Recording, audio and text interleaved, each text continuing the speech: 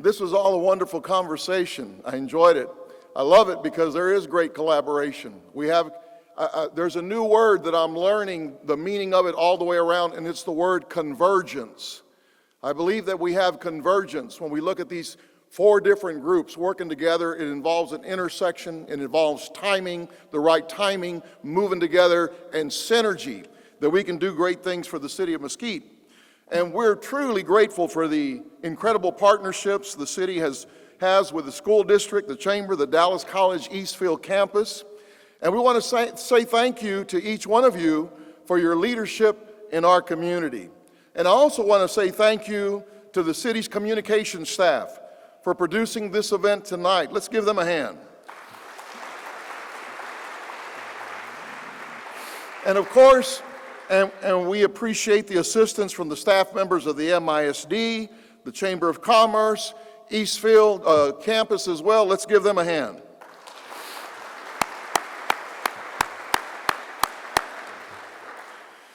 And I would like to invite all of you to a reception immediately following the event, and I hope you all will join us. Now, that's not the end of my comments. I always tell my folks at the church, I'm not going to be long, so don't worry, but then an hour later, and now, all right, here we go.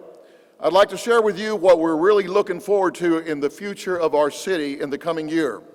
First of all, let's talk about capital improvements. Our theme, as you saw earlier, and you see it up here, for 2025 is building our future. And there are many ways we construct the future together. And one of them is, it's actual construction. In 2025, we will open 2 new fire stations. Station number 2 on Oates Drive and station number 8 at Trinity Point. And we will also start construction on a new public safety training facility. And these are vital facilities to address our growing staff and our community. Let's give a hand clap for that as well, will you?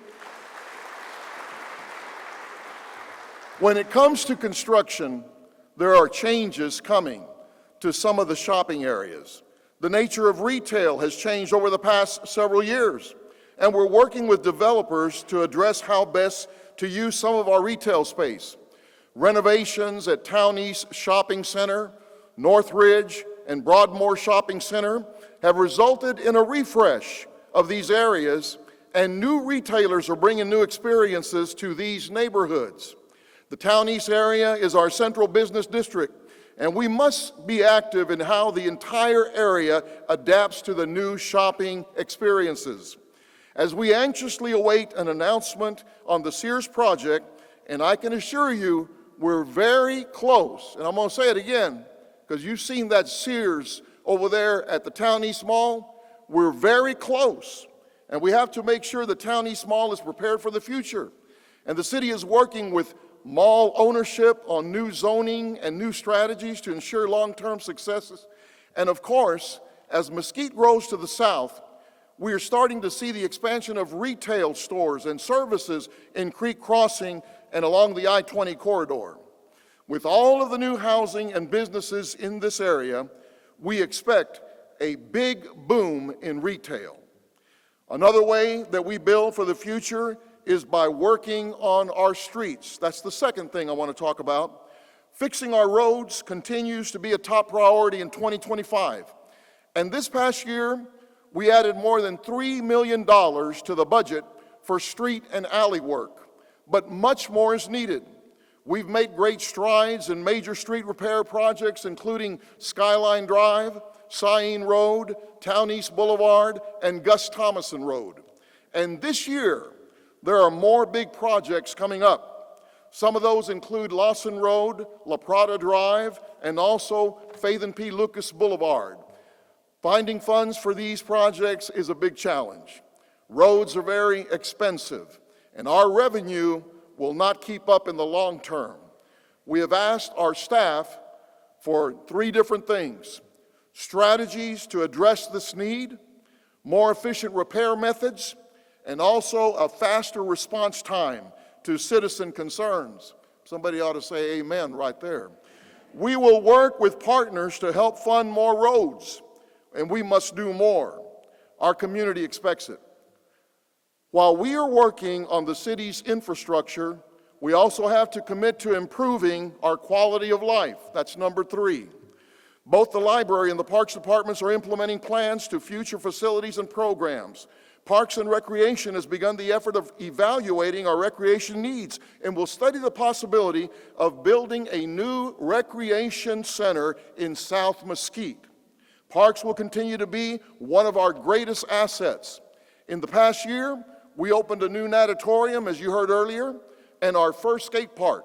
And we will invest in repairs and renovations and continue to add new amenities like splash pads and playgrounds. Moving forward, we also raise the standard of living in Mesquite to address the housing we offer. A housing study conducted last year showed that we are doing well with communities such as Solterra and Talia that appeals to higher wage earners. Now, I saw Philip Huffines here earlier. Is he still here? Are you still here, Philip?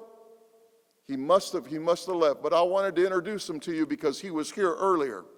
And we have a good supply of affordable housing, but we have a group that's lacking housing options, and that group is known as the missing middle. We need to address the housing for people working in our city, housing for our teachers, housing for our public safety officers, housing for our manufacturing workers, and we need more workforce housing. As a community, we can't be afraid of multifamily and rental properties. We need to find places where multifamily residences make sense, where we can keep our high standards for development. We need a variety of housing options and newer products to encourage older properties to invest and improve the quality. But the entire community needs to understand that this type of housing is essential for us to grow into the city that we want to become. We also have a challenge with an increasing number of rental properties. This is a market-driven issue, and it's happening across the region. But this is an issue that we must address. The upkeep of rental properties and the behavior of those who occupy them can have a serious impact on neighborhoods. We must hold landlords and tenants accountable. And we have implemented several inspection programs and have added new regulations for maintenance and upkeep.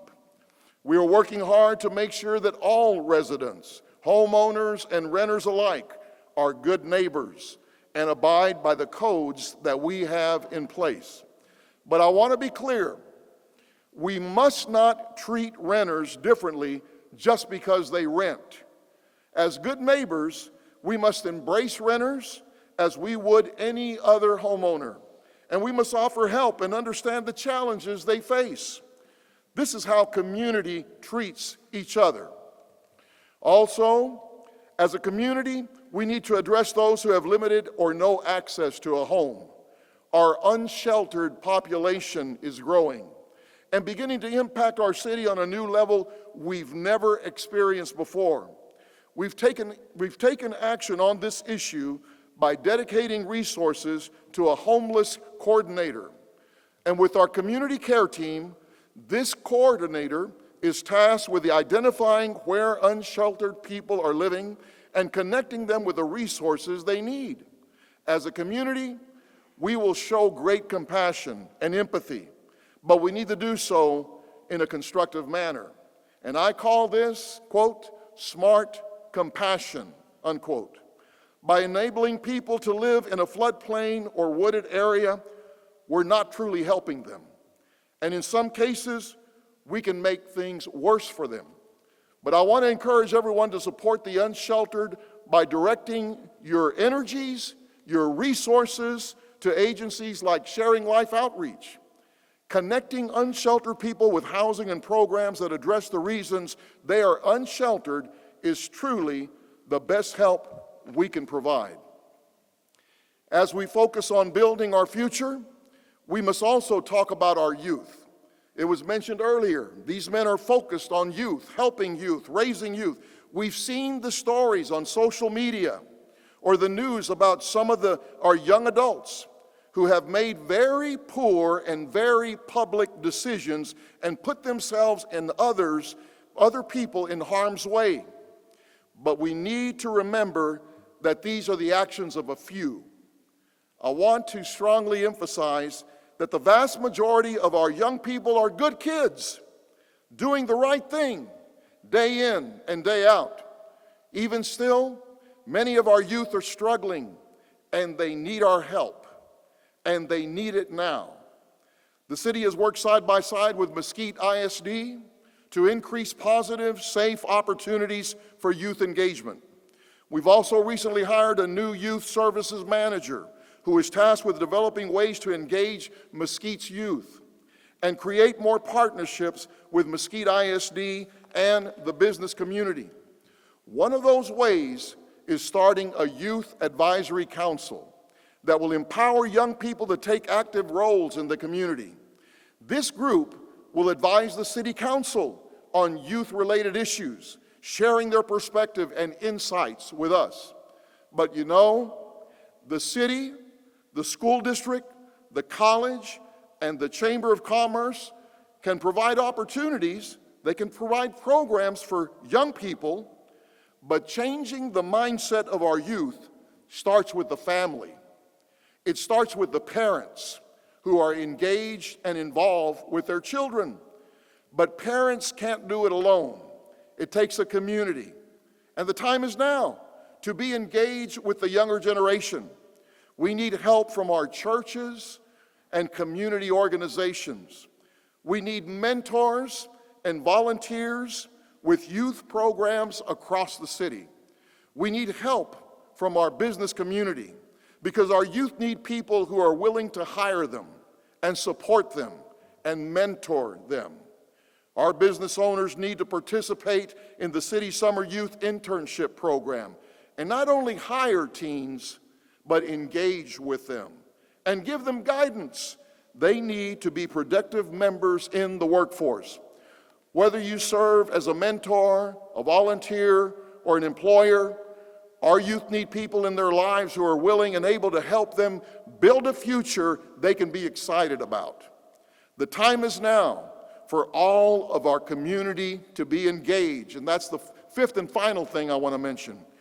To be engaged in building our future, we need active neighbors and citizens. We need community that understands services. We need a community that is aware of issues. We need a community that actively participates in solutions.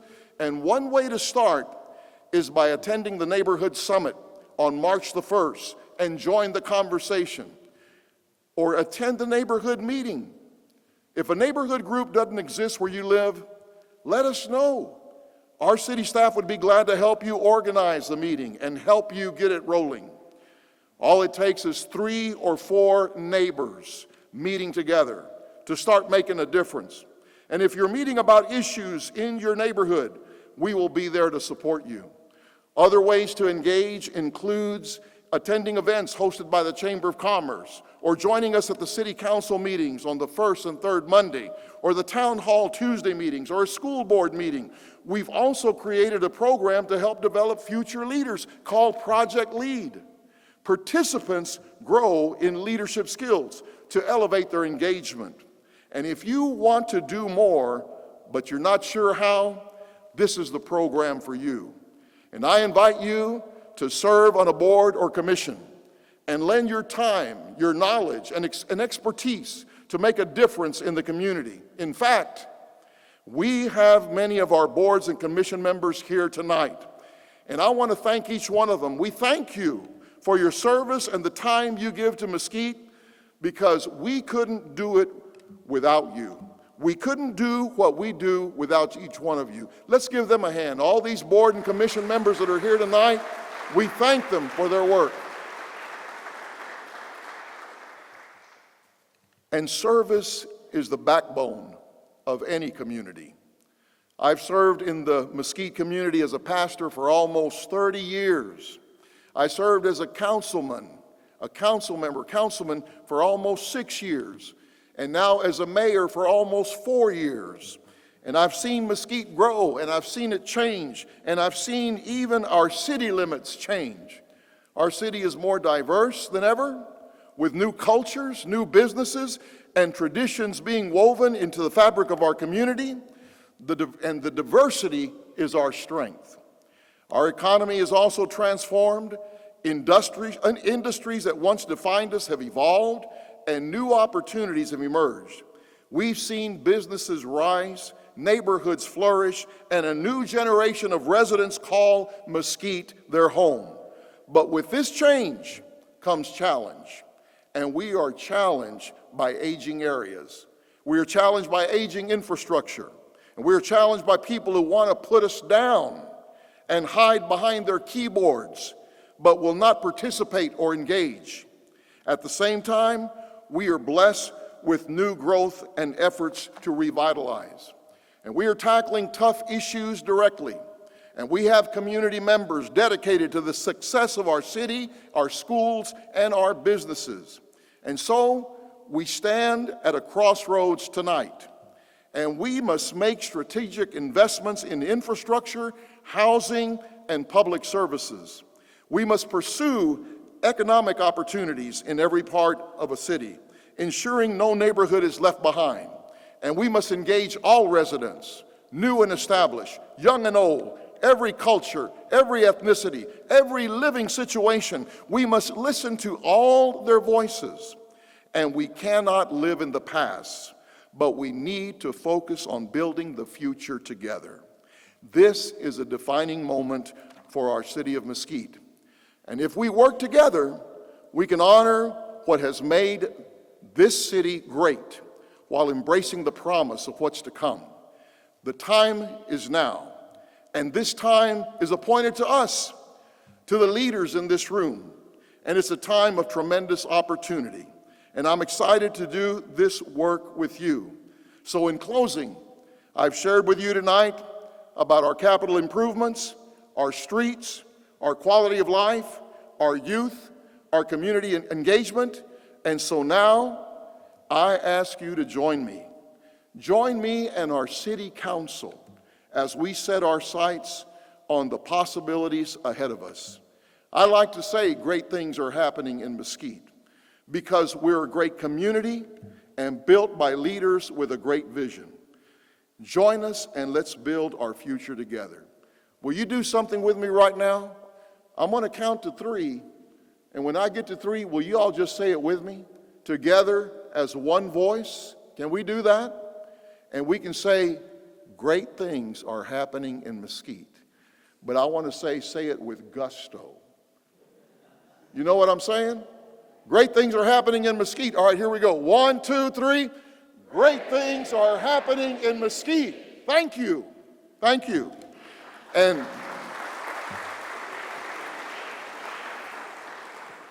you know, a good preacher, I just shared with you 5 points, but a good preacher will share 5 points in a poem.